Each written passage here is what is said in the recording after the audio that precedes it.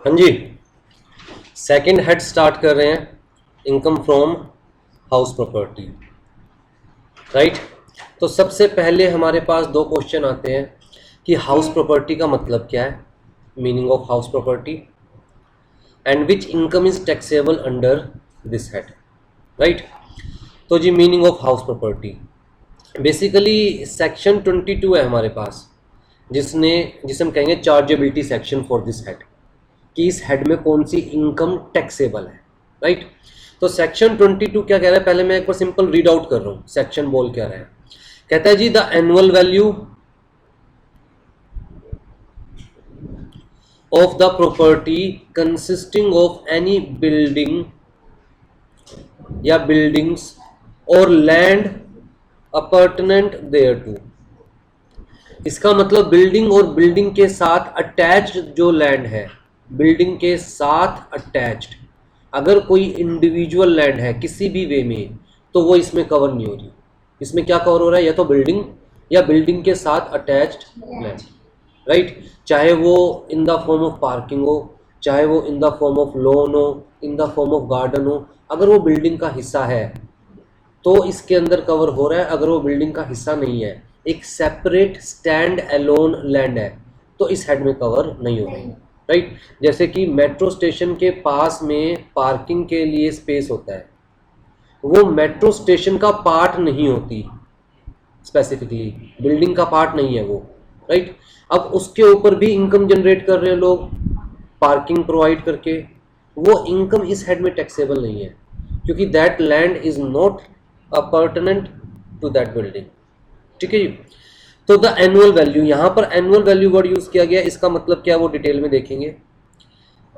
Of property, और property का मतलब कहता है जी बिल्डिंग और lands appurtenant thereto of which the assessee is the owner. तो इसका मतलब इस हेड में कौन सी वैल्यू टैक्सेबल है, एनुअल वैल्यू टैक्सेबल है। किसकी एनुअल वैल्यू टैक्सेबल है, कहता है जी बिल्डिंग की या बिल्डिंग के साथ जुड़ी हुई लैंड की। कहता है जी किसके हाथ में टैक्सेबल है, उस ओनर के हाथ में, लैंड के या बिल्डिंग के ओनर के हाथ में। Other than such portion of such property as he may occupy for the purpose of any business or profession carried on by him, the profit of which are chargeable to income tax। इसका मतलब ये exception है। कहता है अगर building भी है, आप बिल्डिंग के ओनर भी हो, लेकिन आप उस बिल्डिंग को बिजनेस या प्रोफेशन के लिए यूज कर रहे हैं, फॉर बिजनेस या प्रोफेशन, तो उस प्रॉपर्टी से जो इनकम जनरेट होगी वो इस हेड में टैक्सेबल नहीं होगी, बल्कि वो किसी और हेड में टैक्सेबल होगी। बेसिकली कहां टैक्सेबल होगी, profit and gain from business और प्रोफेशन, कहां टैक्सेबल होगी, ठीक है। Shall be chargeable to income tax under the head income from house property. अगर बड़ी लेमन लैंग्वेज में कहूँ ना, तो रेंटल इनकम इस हेड में टैक्सेबल है, सिंपल सी बात, rental income is taxable in this, right. लेकिन यहां पर वर्ड जो यूज किया हुआ that is annual value instead of rental income. तो मीनिंग ऑफ हाउस प्रॉपर्टी कहता है house property means any property consisting of one or more buildings and includes the land forming part of such, ठीक है। आ जाओ जी, stand alone vacant land, जो building का पार्ट नहीं है, इंडिविजुअली अलग से खड़ी हुई है, right, is outside the meaning and scope of the house property. Therefore, any income generated to the assessee from any stand-alone vacant land shall not be taxable under this act. ये point clear है बिल्कुल। तो property का मतलब क्या है, house property का मतलब कहता है कोई भी बिल्डिंग, यहाँ पर लिखा हुआ है एनी बिल्डिंग। एनी बिल्डिंग का मतलब चाहे वो बिल्डिंग रेजिडेंशियल पर्पज के लिए यूज हो रही है, चाहे वो बिल्डिंग कमर्शियल पर्पज के लिए यूज हो रही है, राइट। कहता है सेक्शन 22 जो चार्जिंग सेक्शन है हमारा, जो हमने अभी पढ़ा है, is silent about the type or structure of the building. Thus the meaning of house property should be considered in wide sense. Thus the building may be residential building or may have permanent structure or temporary structure like made of tin, shed या wood, may have covered roof or open roof जैसे कि cricket stadium. May have walls on all side or may not have wall at all, यानी कोई wall ही नहीं है, right. May be fixed, may be, इन सब के एग्जाम्पल्स नीचे मैंने दिए हुए हैं। ये भी बिल्डिंग की डेफिनेशन में कवर्ड है, रेजिडेंशियल बिल्डिंग। ये भी बिल्डिंग की डेफिनेशन में कवर्ड है, commercial building. Building having permanent structure, building having temporary structure. इसका मतलब जो शेड और टीन के या वुड के स्ट्रक्चर्स बने हैं, इवन वो भी बिल्डिंग की डेफिनेशन में कवर्ड है। Building with roof and building with out, तो ऐसा स्ट्रक्चर जो आप रेंट पर दे सकते हैं, स्ट्रक्चर है, सिंपल लैंड नहीं है, प्लेन लैंड नहीं है, स्ट्रक्चर है बकायदा। ऐसा स्ट्रक्चर जो आप रेंट पर दे सकते हैं, चाहे रूफ है या नहीं है, इस हेड में कवर हो रही है। ठीक है जी। Building with no wall at all, चारों तरफ कोई वॉल ही नहीं है, बस ये पिलर्स खड़े हुए लकड़ी के, लेकिन फिर भी एक स्ट्रक्चर बना हुआ है बकायदा, हम ये नहीं कह सकते खाली लैंड है, राइट। मूविंग बिल्डिंग, बकायदा कार वैन्स वगैरह इसके अंदर कवर हो रही है हमारे पास, राइट। इवन अगर ट्री पर भी घर खड़ा किया हुआ है, बना रखा है, कौन है वो जो रहता है जंगलों में, टार्जन, उसका घर भी इसमें कवर हो रहा है, वो बिल्डिंग भी इसके अंदर कवर हो रही है, right. Land appurtenant to the building का मतलब क्या है? Stand alone building is outside the scope and meaning of house property. It means income from vacant land is not taxable under this head even if such income is,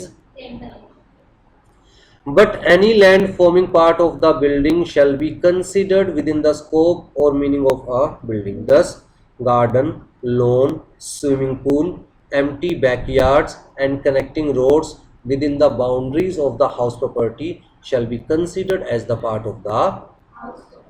तो उससे कोई income generate हो रही है तो that will be the part of income from house property, right.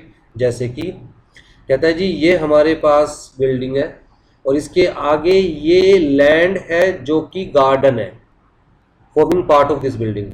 तो अगर इस गार्डन से कोई इनकम जनरेट होगी तो इसी हेड में टैक्सेबल होगी। लिंकिंग पाथ है तो इसी बिल्डिंग का हिस्सा, तो अगर यहां से कोई इनकम जनरेट हो रही है तो भी इसी हेड में टैक्सेबल होगी, राइट। स्विमिंग पूल, हाँ जी। Subject to other conditions any structure which can be let out on rent may be considered as house property except stand alone vacant land. यहां तक कोई डाउट? चलिए, अब ये कौन सी इनकम टैक्सेबल है इस हेड के अंदर? सेक्शन 22 ने क्या कहा? Annual value, annual value, annual value, right. Annual value word क्यों यूज किया गया? बेसिकली कहता है जी किसी भी प्रॉपर्टी से, हाउस प्रॉपर्टी से हम बेसिकली तीन तरह की इनकम जनरेट कर सकते हैं। या तो रेंटल इनकम, अब रेंटल इनकम भी कैसे? बाय लेटिंग, और ए ने बी को अपना हाउस लेट आउट किया, तो यहां पर ए क्या है? ओनर। बी ने मान के चलते हैं 25,000 में लेट आउट किया था ए ने, बी ने उसी का एक पार्ट सी को लेट आउट कर दिया, लेट से 10,000 में, क्योंकि बी को लगता था कि पूरे घर की मुझे जरूरत नहीं है, तो बी ने सी को उसी का एक पार्ट लेट आउट कर दिया 10,000 में। बी को ये जो इनकम जनरेट हो रही है ये किससे जनरेट हो रही है? क्यों? Because B is not the owner. लेकिन ए को जो ये इनकम जनरेट हो रही है 25,000 की, ये किससे जनरेट हो रही है? Because A is the owner. तो ये जो ए की इनकम है वो इस हेड में टैक्सेबल है, बट बी की इनकम इस हेड में टैक्सेबल नहीं है, क्योंकि बी की इनकम किससे है? सबलेटिंग से। सेक्शन 22 ने क्या कहा था? कहता है जी इस हेड में किसकी इनकम टैक्सेबल है? Owner of the house property. किसकी इनकम टैक्सेबल है? Owner of the house. Clear cut लिखा हुआ है, ठीक है। तो ए की इनकम लेटिंग से मानी जाएगी, जबकि बी की इनकम सबलेटिंग से। ए की इनकम इस हेड में टैक्सेबल है, जबकि बी की इनकम हो सकता है कि profit and gain from business और प्रोफेशन से टैक्सेबल हो, या हो सकता है अदर सोर्स में। डिपेंड करता है कि क्या सबलेटिंग उसका बिजनेस है या फिर उसने वैसे ही सबलेटिंग कर दिया है, राइट। तो एक तो रेंटल इनकम, तो रेंटल इनकम में सिर्फ कौन सी इनकम इस हेड में टैक्सेबल है? बाय लेटिंग। सब लेटिंग वाली इनकम इस हेड में टैक्सेबल नहीं है। फिर हाउस प्रॉपर्टी से हम बिजनेस और प्रोफेशन इनकम भी अर्न कर सकते हैं, right, by using the house property for the business और प्रोफेशन। जैसे मान के चलो मैं टीचिंग का बिजनेस कर रहा हूँ, कोचिंग इंस्टीट्यूट अपने घर में ही खोल के बैठा हूँ, तो मैं ही ओनर हूँ, लेकिन मैं उसे लेट आउट नहीं कर रहा बल्कि अपने खुद के प्रोफेशन के लिए यूज कर रहा हूँ, राइट। या by sale purchase of the house property, मान के चलिए कि मैं स्टॉक ब्रोकर हूँ या फिर बिल्डिंग का सेल परचेज ही मेरा काम है, तो उसकी सेल परचेज से जो मुझे इनकम जनरेट होएगी, राइट, मेरा काम है, बिजनेस है, तो इन दोनों केस के अंदर कहाँ पर टैक्सेबल होगी? इसका मतलब उस केस के अंदर जहां मैं अपनी हाउस प्रॉपर्टी अपने बिजनेस के लिए या प्रोफेशन के लिए यूज कर रहा हूं, इस हेड में इनकम टैक्सेबल नहीं होगी। अगर मान के चलो ए ने अपनी हाउस प्रॉपर्टी लेट आउट करी बी को, और बी उस प्रॉपर्टी को यूज कर रहा है फॉर बिजनेस। अब बताओ बी के पास बिजनेस से इनकम जनरेट हो रही है 20,000 रुपीज की, तो ये इनकम इस हेड में टैक्सेबल है? नहीं। पहली चीज तो बी ओनर ही नहीं है, ओनर कौन है? वैसे और दूसरी चीज ए ने बी को क्या किया हुआ है? लेट आउट कर रखा है। बी उसके बाद उस पर बिजनेस करे या उस पर रहे, हम उस चीज से हमें उस कोई मतलब नहीं है। हमें किस चीज से मतलब है कि ए ओनर किस चीज के लिए यूज कर रहा है। अगर ओनर ए खुद इस प्रॉपर्टी को बिजनेस के लिए यूज कर रहा होता या प्रोफेशन के लिए यूज कर रहा होता, तो फिर जो इनकम ए को जनरेट होती वो पीजीपी में टैक्सेबल होती, ना कि इस हेड के अंदर। ठीक है जी। तो हमने कहा जी सबसे पहली चीज क्या टैक्सेबल है?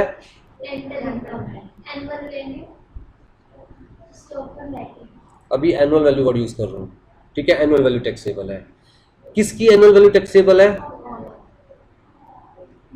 बिल्डिंग और forming part of the building.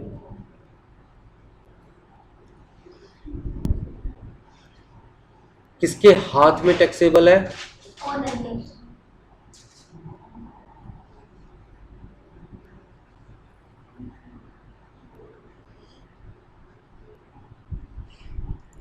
ठीक है जी।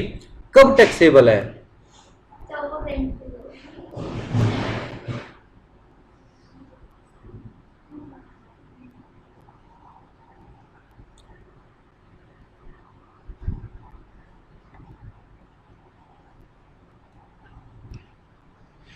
अगर ये चारों कंडीशन पूरी होती है तो जो इनकम जनरेट हो रही है that is taxable under this head.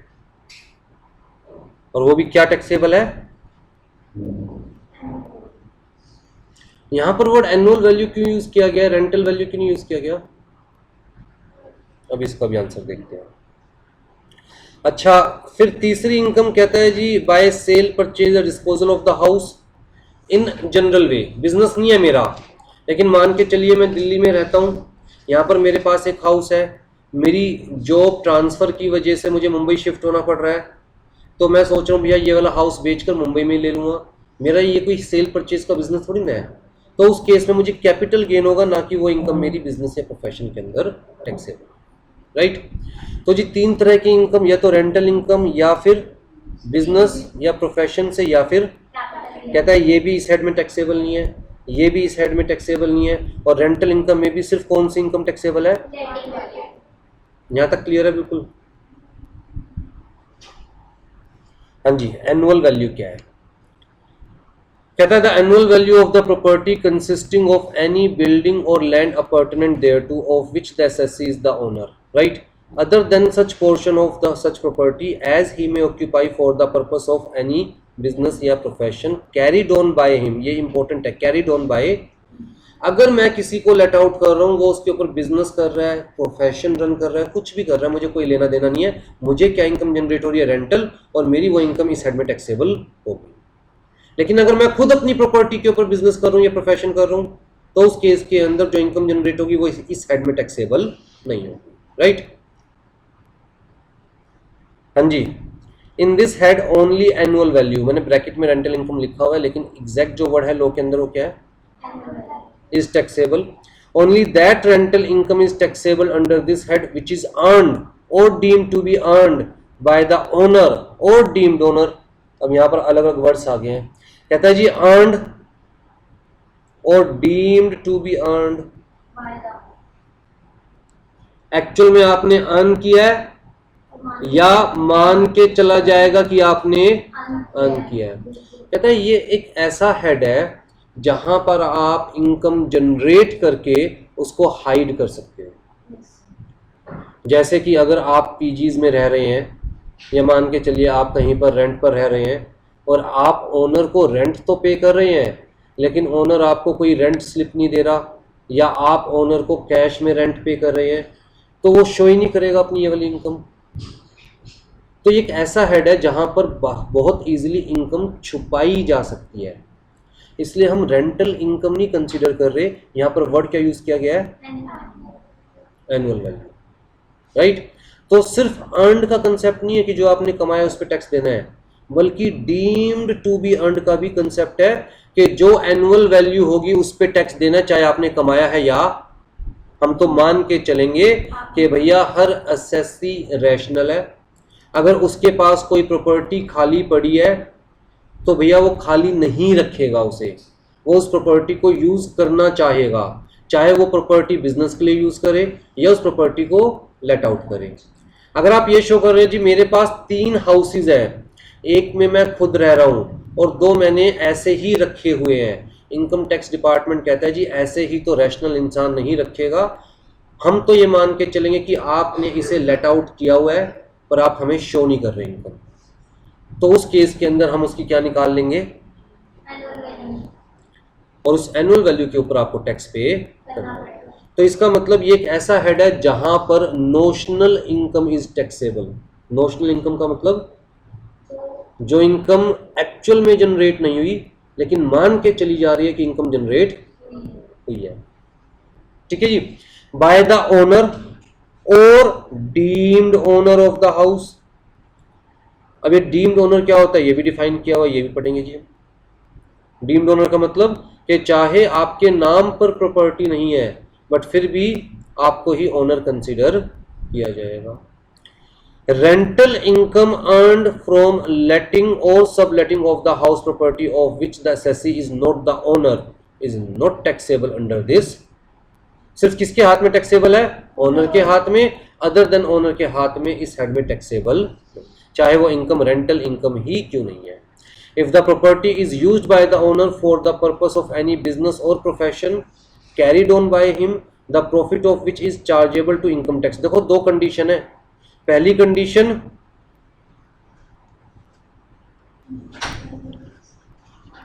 तो पहली कंडीशन क्या है हमारी, कहता है जी प्रॉपर्टी ओनर अपने बिजनेस या प्रोफेशन के लिए यूज कर रहा है, पहली कंडीशन।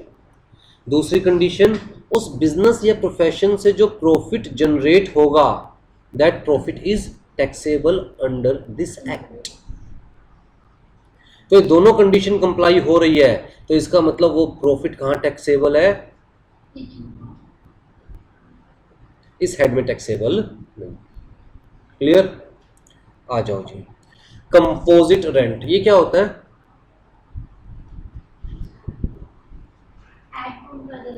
कंपोजिट रेंट का मतलब क्या है। हम कह रहे हैं जी सेक्शन 22 ने कहा बिल्डिंग से जो इनकम जनरेट हो रही है या बिल्डिंग की annual value, exact word use करते हैं, राइट। बिल्डिंग की एनुअल वैल्यू या बिल्डिंग के साथ जो लैंड अटैच्ड है उसकी एनुअल वैल्यू। लेकिन कभी कभी क्या होता है कि आप घर किराए पर लेते हैं तो लमसम रेंट तय किया जाता है। लमसम का मतलब कि जी इलेक्ट्रिसिटी के नाम का, पानी के नाम का, और मैं आपको थोड़ा सा फर्नीचर भी दे रहा हूँ इसके नाम का, रहने के नाम का, टोटल मिला के आप मुझे 20,000 रुपये दे दें। अब देखिए टोटल मिलाकर 20,000 रुपये दे देना, तो आप कंपोजिट रेंट पे कर रहे हैं, ये सिर्फ प्रॉपर्टी के नाम का रेंट पे नहीं कर रहे, अदर फैसिलिटीज के नाम का भी रेंट पे कर रहे हैं, राइट। अब देखिए यहाँ पर लोग कंफ्यूज्ड है कि क्या इस पूरे अमाउंट को एनुअल वैल्यू कंसीडर किया जाए, तो लोगों ने कहा नहीं यार, पूरा अमाउंट एनुअल वैल्यू कंसीडर नहीं किया जाएगा। या तो आप देखिए कि क्या इसको सेपरेट किया जा सकता है कि जी 12,000 रुपीज़ तो किसके नाम का है, बिल्डिंग के नाम का, और बाकी के 8,000 रुपीज़ किस नाम के हैं, अदर फैसिलिटीज़ के नाम का। फिर तो क्लियर हो गया कि ये वाली इनकम कहाँ टैक्सेबल है, इस हेड के अंदर रेंटल इनकम, और ये वाली इनकम कहाँ टैक्सेबल है। कहता है जी डिपेंड करता है, अगर असेसी का काम ही है कि घर लेट आउट करना, वेल फर्निश्ड घर लेट आउट करना, फिर तो ये उसका बिजनेस है। अगर असेसी का काम ये नहीं है तो फिर अदर सोर्स में जाएगा, राइट। लेकिन अगर इसको सेपरेट करना पॉसिबल नहीं है, फिर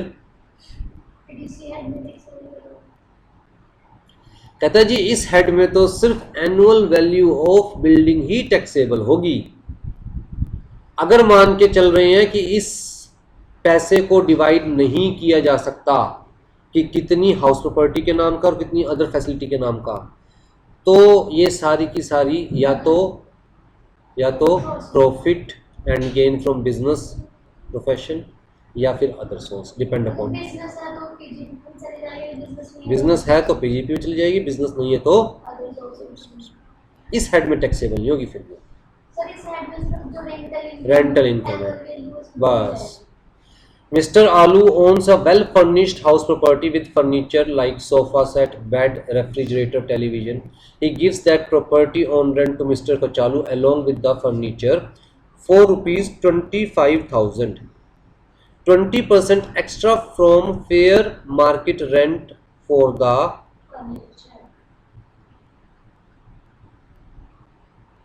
house property.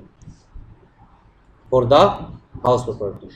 इसका मतलब ये 20% जो एक्स्ट्रा ले रहा है वो किस नाम का ले रहा है, अदर फैसिलिटीज के नाम का। Such rent is known as composite rent as it is not only for the house property but also for other facilities like. तो कंपोजिट रेंट होता क्या मतलब क्लियर है। आ जाओ जी, टैक्स ट्रीटमेंट क्या रहेगी। कहता है जी if the rent of the house property can be separated, तो portion of rent attributable to the house property shall be taxable under this head, income from house property, and the portion of rent attributable to other goods and facilities shall be taxable under the head PGBP if it is the business of the owner, or income from other source if it is not the business of the। यहाँ तक clear. कहता है अगर separate नहीं किया जा सकता उस पैसे को तो भैया इस हेड में टैक्सेबल नहीं होगा कुछ भी। तो कहाँ टैक्सेबल होगा, या फिर डिपेंड करता है उसका बिजनेस है या बिजनेस नहीं। पॉइंट क्लियर है बिल्कुल। आ जाओ जी ओनरशिप। ओनरशिप इंपॉर्टेंट है। हमने कहा जी ओनर के हाथ में ही इनकम इस हेड में टैक्सेबल होगी और किसी के हाथ में इनकम इस हेड में टैक्सेबल नहीं होगी, right. Rental income from house property shall be taxable under this head only if the assessee is the owner.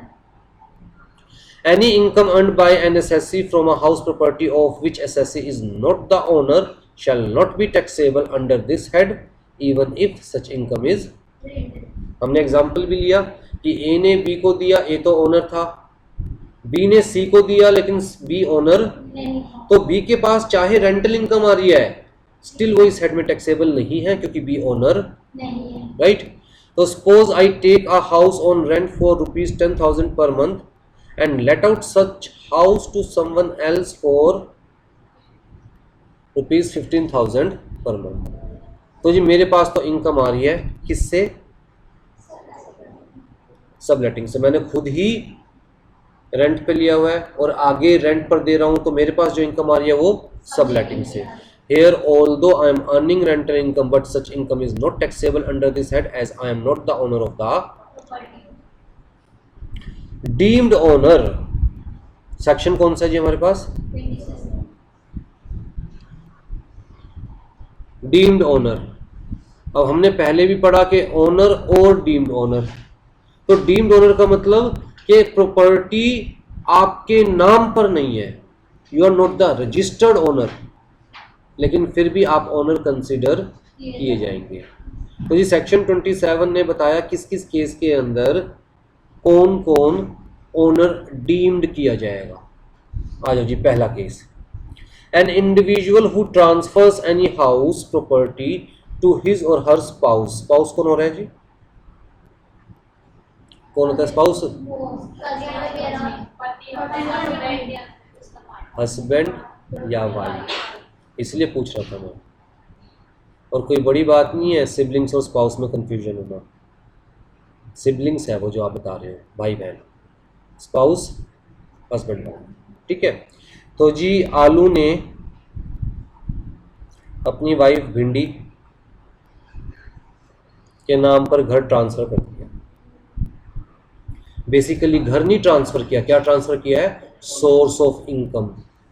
क्या ट्रांसफर किया है? Source of income. ये मेम साहब घर में बैठी रहती थी, इनकी वैसे भी कोई इनकम नहीं थी।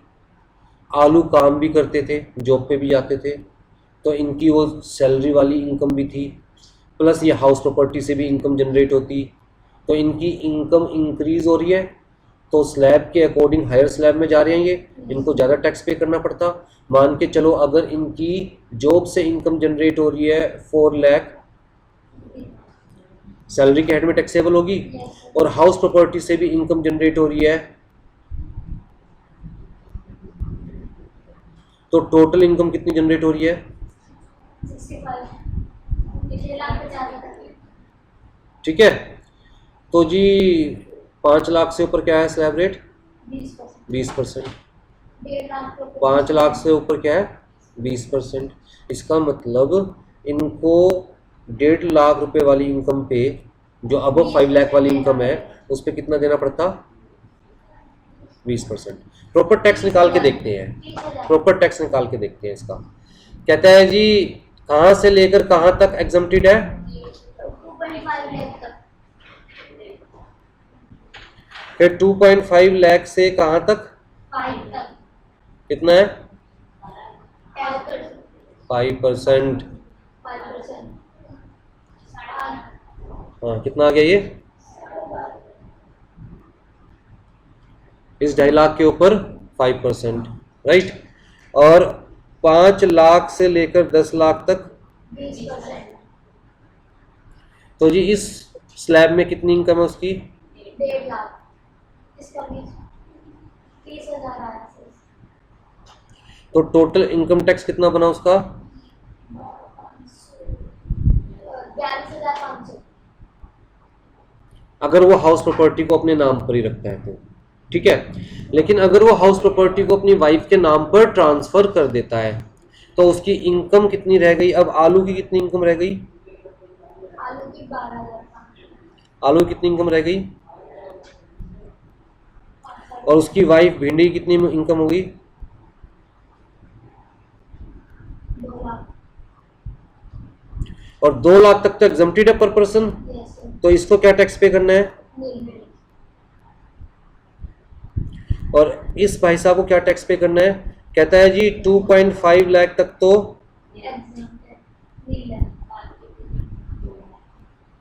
और बाकी कितनी रह गई? इस 2 लाख पे कितना टैक्स पे करना है? 5% which is equal to 10,000।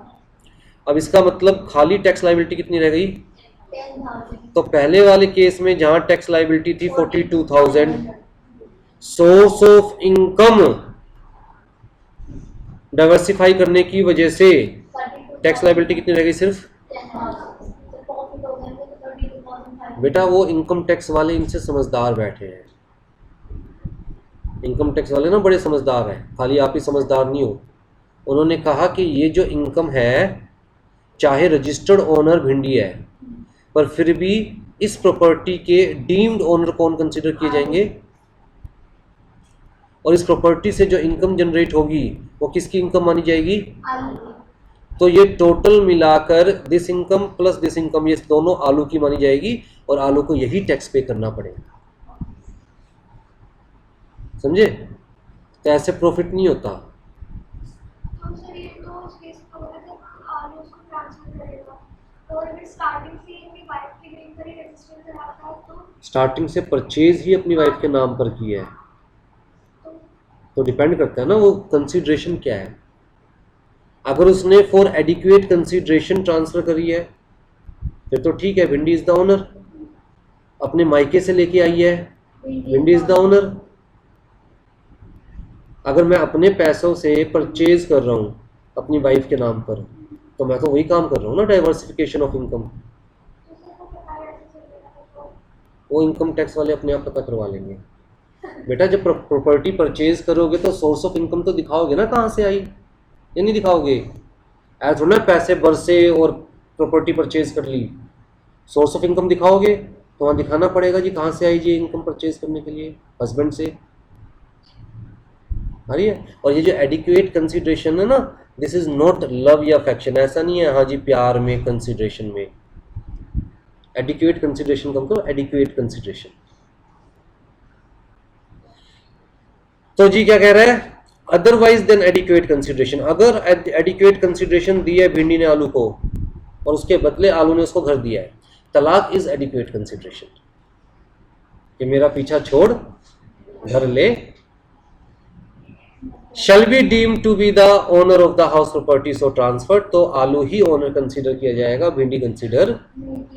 Exceptions क्या है, if an individual transfers any house property in connection with an agreement to live, भैया मेरा पीछा छोड़ या घर पकड़, ठीक है। तो इस केस के अंदर कहा गया जी फिर तो ओनर कौन कंसीडर किया जाएगा, भिंडी, आलू कंसीडर। कंडीशन क्या है, टू लिव। यहाँ पर ये नहीं लिखा हुआ डाइवोर्स के केस में, यहाँ पर सिंपल लिखा हुआ एग्रीमेंट टू लिव अपार्ट, चाहे वो डाइवोर्स हुआ हो या, ठीक है। या फिर to a minor child, if individual transfers any house property to a minor child not being a married daughter. अगर मैरिड डॉटर के नाम पे ट्रांसफर कर रहा है तो भी, मैरिड डॉटर के नाम पे ट्रांसफर कर रहा है तो भी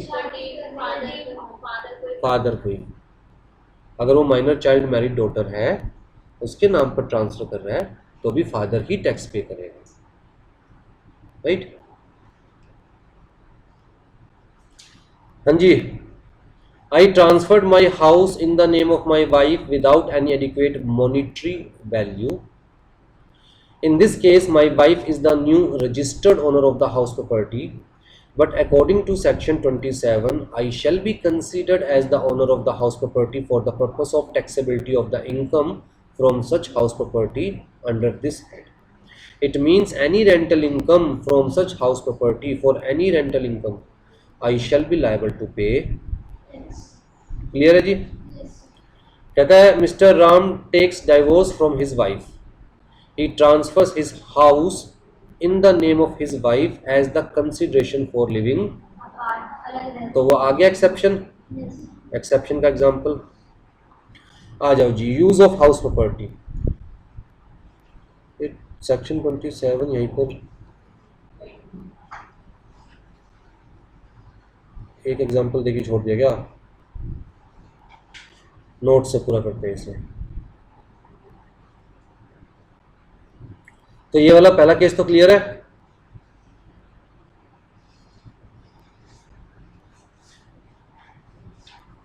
पहला केस तो क्लियर है।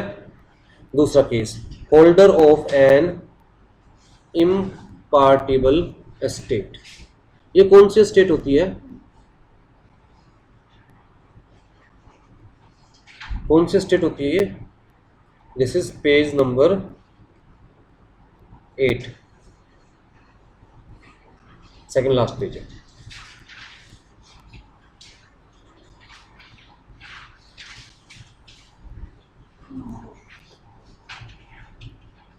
हाँ जी, इम्पार्टेबल एस्टेट, ये कौन सी एस्टेट होती है, मान के चलो आलू के 2 सन थे, एक टमाटर और एक प्याज। प्याज मान लो, ऑनियन, इंग्लिश में बोले करो, ठीक है जी। ये दो संत हैं।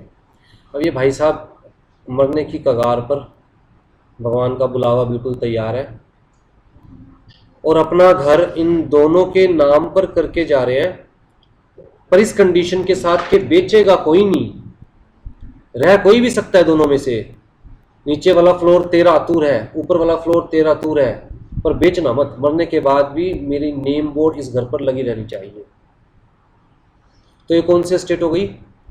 इम्पार्टिबल, जिसे हम अपार्ट नहीं कर सकते, राइट। तो जिसके भी हाथ में ये होगा, अब यहां पर ऑनियन कह रहा है भैया मैं तो दिल्ली जा रहा हूं, मुझे गांव में नहीं रहना। टमाटर कह रहा है यार अगर मैं भी चला गया तो हाथ से घर निकल जाएगा, मैं यहीं रहूंगा। तो किसके हाथ में है ये स्टेट? तो इसका ओनर भी कौन कंसिडर किया जाएगा? राइट। तो the holder of impartible estate shall be deemed to be the individual owner of all the properties comprised in the, तो दोनों के नाम का यही इंडिविजुअल ओनर कंसिडर किया जाएगा, और इसी को इस हेड के अंदर टैक्स पे करना पड़ेगा। क्लियर है? दोनों होंगे तो दोनों अपने अपने हिस्से का। हाँ जी, मेंबर ऑफ कोऑपरेटिव सोसाइटी। अब देखिए कोऑपरेटिव सोसाइटीज में क्या होता है, आप किसी सोसाइटी में हाउस परचेज करते हैं, तो कायदे से अगर मैंने परचेज किया तो मैं ओनर हूं ना, चाहे वो हाउस सोसाइटी के नाम पर रजिस्टर्ड है, लेकिन मैंने परचेज कर लिया तो ओनर कौन है? मैं। कोऑपरेटिव सोसाइटी तो ओनर कंसीडर नहीं की जाएगी ना। ऐसा तो नहीं ना कि सोसाइटी में हाउस मैंने परचेज किया, रेंट पर मैंने चढ़ाया, और जब टैक्स पे करने की बारी आई तो मैंने कह दिया मैं तो ओनर नहीं हूं, किसके नाम पर है? सोसाइटी को। तो कहता है the member of cooperative society, company या other association of persons to whom a building or part thereof is allotted or leased under a house building scheme of the society, company या association. तो उस case के अंदर जिसको भी allot किया गया है, जिसने भी लीज पर लिया है, जिसने भी बाय किया है, वही ओनर कंसीडर किया जाएगा, ना कि सोसाइटी, कंपनी या एसोसिएशन। ठीक है जी।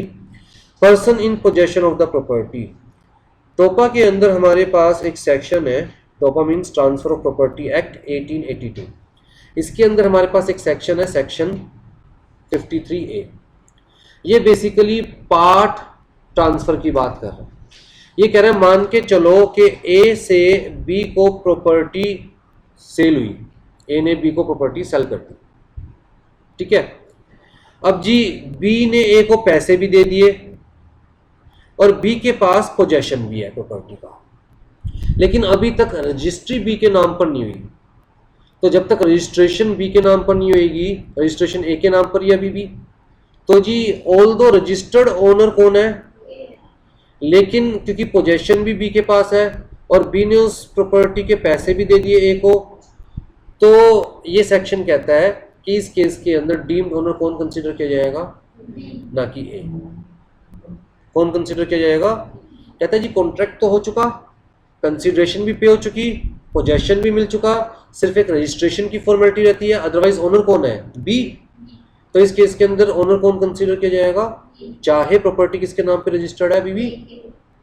तो a person who is allowed to take or retain the possession of any building or part thereof in the part performance of the contract of the nature referred in section 53A of the Transfer Property Act shall be deemed to be the owner of that building or the part thereof.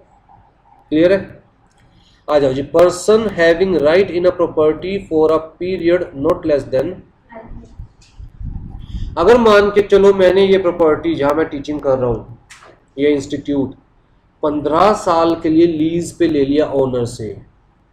15 साल मतलब लो मान के चल रहा है 12 साल से ज़्यादा टाइम, या 12 साल भी एक बहुत बड़ा टाइम होता है। आप अपने हिसाब से उस प्रॉपर्टी को यूज़ करोगे, अपने हिसाब से वहाँ पर कंस्ट्रक्शन करोगे, जैसे हमने अपने हिसाब से कंस्ट्रक्शन कर रखी है, राइट। तो उस केस के अंदर लोग कहता है भैया आप ही डीम्ड ओनर हो, चाहे आपने लीज पे ले रखी है, और उस केस में आपकी ये इनकम इस हेड में टैक्सेबल, राइट। तो a person who acquires any right in or with respect to any building or part thereof by the virtue of any transaction referred to in clause F of section 269 UA shall be deemed to be the owner of the building or part thereof। तो ये किसकी बात कर रहा है? जहां कितने time के लिए लीज पे लिया property? Not less than 12 years, right. हाँ, अगर लीज जो है वो मंथ टू मंथ और for a period not exceeding 1 year renew करवानी पड़ रही है, तो कहता है फिर ये केस एप्लीकेबल। तो लिया तो हमने कॉन्ट्रैक्ट तो हमने कितने साल के लिए किया? 15 साल के लिए, लेकिन ओनर ने कहा भैया हर 11 महीने बाद दोबारा लीज रिन्यू करवानी पड़ेगी आपको। और हर 11 महीने बाद लीज रिन्यू करवाने का मतलब क्या है? ओनर ने कहा भी हम 5% रेंट बढ़ाएंगे हर 11 महीने बाद। तो जब रेंट बढ़ेगा तो नई टर्म्स एंड कंडीशंस पर लीज रिन्यू होगी, पर 15 साल तक आपके पास ही पोजेशन। तो यहां पर हम क्या कर रहे हैं कि 1 साल से कम पीरियड में लीज को रिन्यू कर रहे हैं। तो लोगों ने कहा अगर 1 साल से कम पीरियड में लीज को रिन्यू करना पड़ रहा है तो फिर ये केस एप्लीकेबल नहीं है। मतलब उस केस के अंदर लीज होल्डर ओनर कंसिडर नहीं किया जाएगा, जो रजिस्टर्ड ओनर है वही ओनर कंसिडर किया जाएगा। ठीक है, पहले एक बार यहाँ तक देखो क्या समझ में आया, क्या समझ में नहीं आया। अभी तक अगर मैं नोट्स के पॉइंट ऑफ व्यू से बात करूँ तो हम ये चीज़ कवर्ड कर चुके हैं, वी कवर्ड दिस।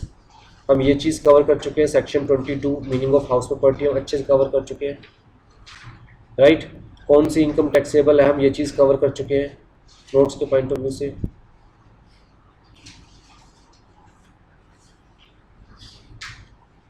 अच्छा, ये चीज़ क्लियर है ना? प्लेस या location of house property is for charging rental income. मैंने तो आपको क्लियर कट एग्जांपल दे दिया, पेड़ के ऊपर भी घर बना रखा है, अगर आप उसे लेट आउट कर सकते हो तो भैया वो भी इनकम इस हेड में टैक्सेबल है if you are the owner of that property, right. Use of house property is also immaterial. हमने जिसको लेट आउट किया है वो उसे किस पर्पस के लिए यूज कर रहा है ये भी क्या है? इमैटीरियल। अब मान के चलो एक बड़े से मॉल में मेरी शॉप है और मैं वो रेंट पे दे रहा हूँ, तो बंदा वहाँ रहेगा तो नहीं, कमर्शियल एक्टिविटी ही करेगा। लेकिन मेरे हाथ में क्या आ रही है? Rental income. वो मुझे क्या देगा? रेंट। तो वो इनकम भी इस हेड में टैक्सेबल है, राइट। तो मैं मतलब ओनर उस प्रॉपर्टी का क्या यूज कर रहा है ये चीज तो इंपॉर्टेंट है, लेकिन जिसको लेट आउट किया हुआ है वो उस प्रॉपर्टी का क्या यूज कर रहा है ये चीज इंपॉर्टेंट। तीसरी चीज, अगर मैं उसको उस प्रॉपर्टी को इस वे में यूज कर रहा हूं कि उसकी इनकम इस एक्ट के अंदर टैक्सेबल है, प्रॉफिट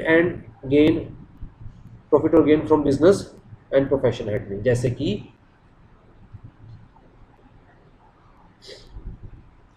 मैंने अपनी हाउस प्रॉपर्टी को क्या बना दिया, अपनी प्रॉपर्टी को होटल, और होटल पर भी मैं ये कह रहा हूं जी मैं तो देखो रेंट पे ही कमरा दे रहा हूं। मैं इनकम टैक्स ऑफिसर को कह रहा हूं कि मैं तो रेंट पर ही कमरा दे रहा हूं, तो इस हेड में टैक्सेबल होगी मेरी प्रॉपर्टी।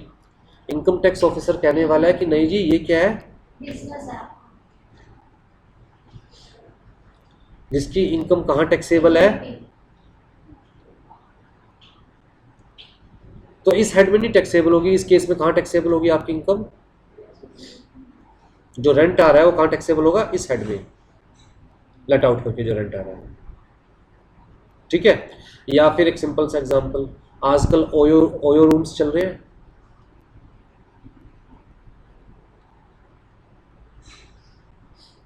अभी हम शिमला गए थे, वहां पर हमने 3 BHK बुक करवाया ओयो के,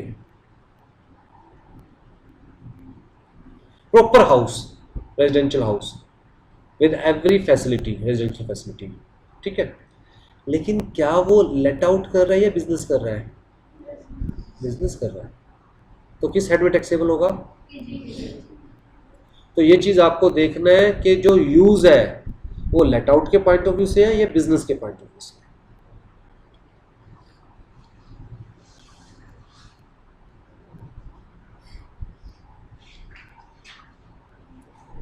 अब जैसे पीजीज का केस है, कुछ लोगों ने प्रॉपर अपनी प्रॉपर्टी ही पीजी बना दिया है।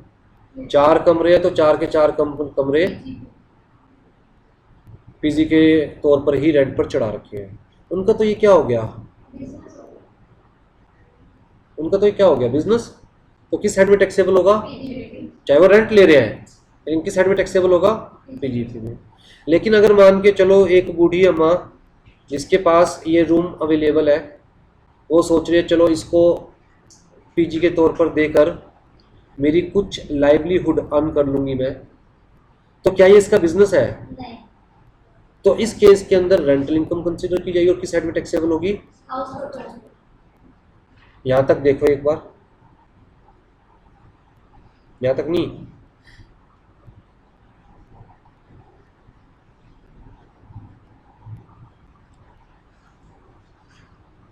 कोई भी डाउट हो तो पूछिए।